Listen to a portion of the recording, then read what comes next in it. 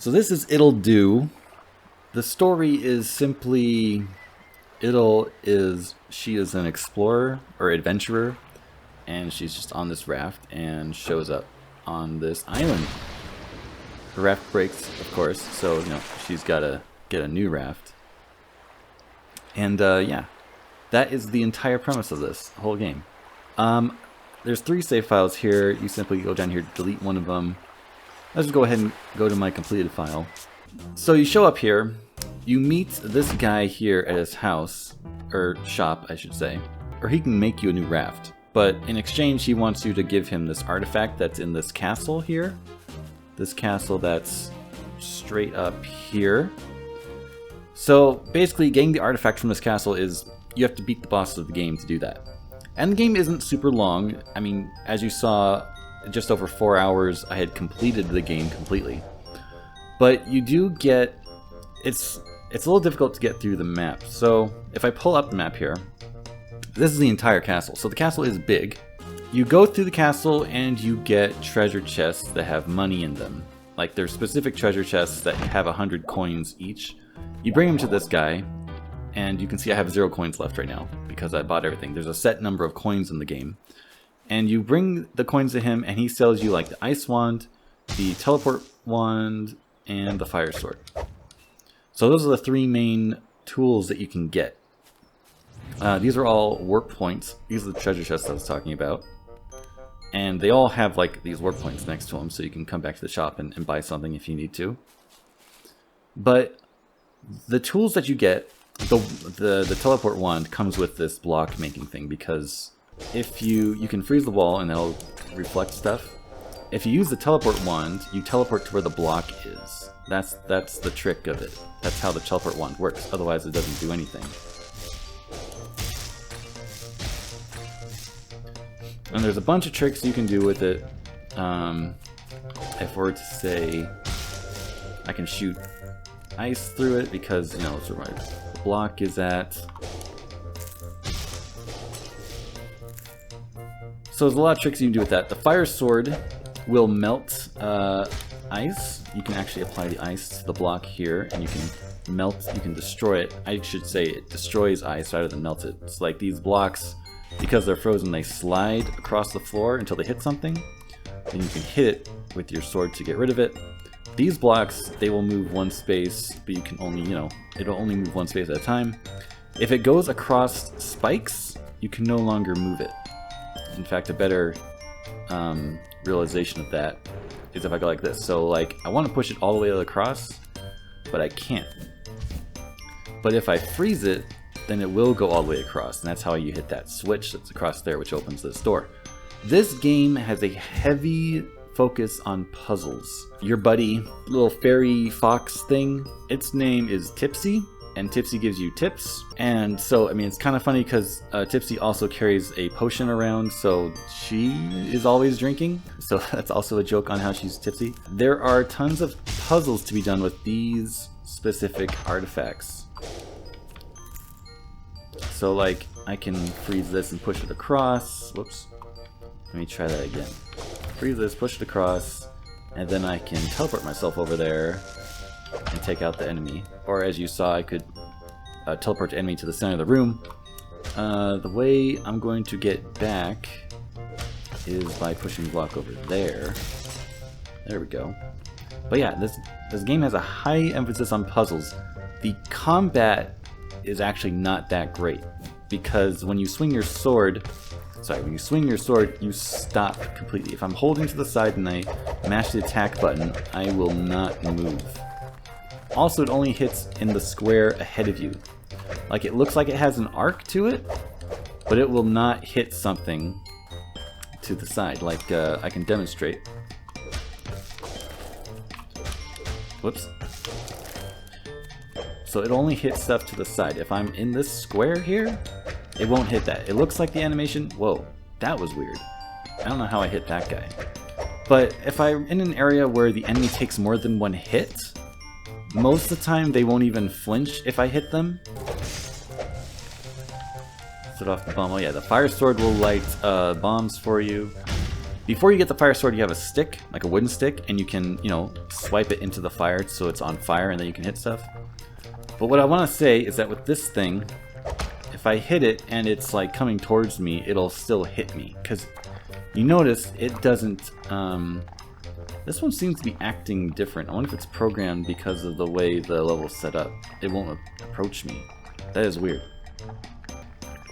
So if I were to, the first time I hit him, he'll keep coming at me, so like I hit him but he just hits me anyway. These guys are axe throwers. In fact, I believe they'll act the same way. Whoops, wrong button. If they're approaching me, you know, there's these different kinds of enemies, but basically this game does not excel. This game does not excel at combat. It's great at puzzles. It has a lot of puzzles. The castle is the main thing to get through. You get money to buy the tools. When you go to buy the tool, you actually don't get it instantly. You get sent to a dungeon. And the dungeons themselves are found out here in the map. Also, there isn't a whole lot of exploration. Like, you can see where I am, and then there's the cave on the far left. That's where the dungeon is. So there are some treasure chests to be found along the way, but those are all pretty not hidden. There are a few that are hidden well, but most of them are not hidden, like that one right there. You find these little caves, and there's like another puzzle in here. You need the fire sword actually to start it off, and it's not even really a puzzle, it's just kill all the enemies, and these red bars will go down because they're tied to the enemy's health. Flying turnips around. You do get heart pieces in a way. Each boss will give you a treasure chest that has a piece of paper, and the 4 pieces of paper will create another heart for you up top.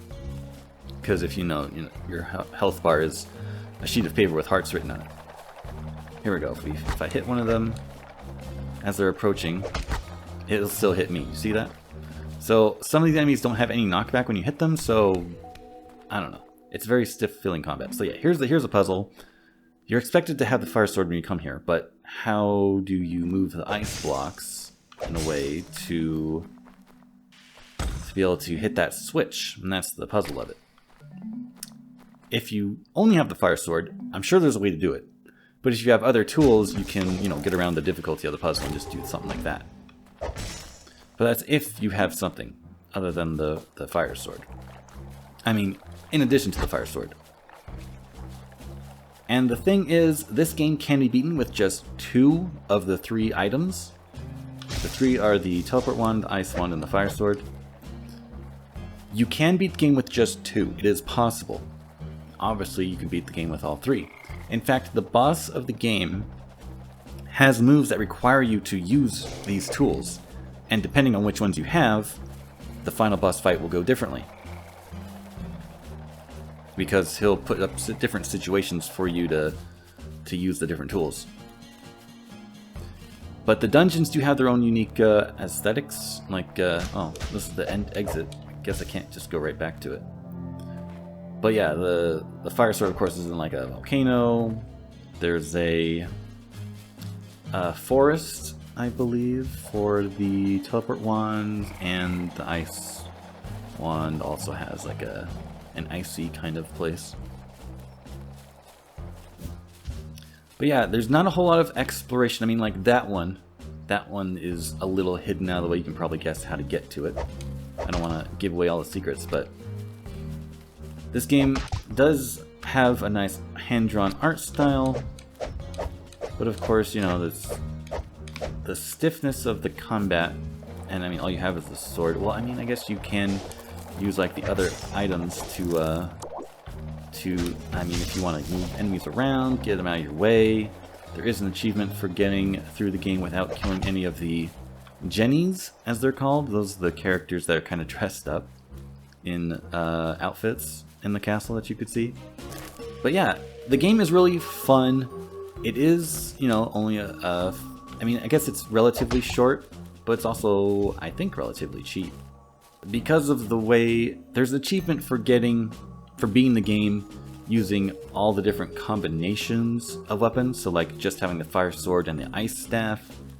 And there's another achievement for having just the fire sword and the teleport staff, so if you want to go for that kind of challenge, you can do that. There is an achievement for beating the game within 3 hours, and I would have done that my first time through. I had beaten the boss in under 3 hours, but I decided to keep going to try to get everything first, instead of just beating it, which didn't really matter because I was going to beat the game a bunch of times anyway, because there's another achievement for beating it within 15 minutes. And that is not really possible unless you follow a guide, or you've beaten the game like 10 times over and have planned and practiced a route. But it is possible to beat the game in 15 minutes. I would expect you to beat the game in 3 hours, as that one achievement suggests. That is about it for the entire game. You know, Tipsy will give you tips based on the room you're in if you call on her, which is just, you know, left bumper there. Right bumper for the map. And it is nice that it tells you like how many treasures are in the room. Those are just like 4 cards, 1 heart piece, or piece of paper I should say. There is a retry room option because you can get yourself stuck in a puzzle where you can't escape. So it'll just take you back to the beginning of the room. Options do include display time, which, you know, if you're going for the 15-minute one, you want to turn that on. And then there are these cards you can collect. These are just extra collectibles that can be found in treasure chests. And they just give you like little character bios on all the different enemies in the game. So those are fun to collect. And that is pretty much the entire game. If you have any questions, let me know in the comments below. If you have any suggestions for games to be reviewed, let me know as well. Thanks for watching, and I will see you next time.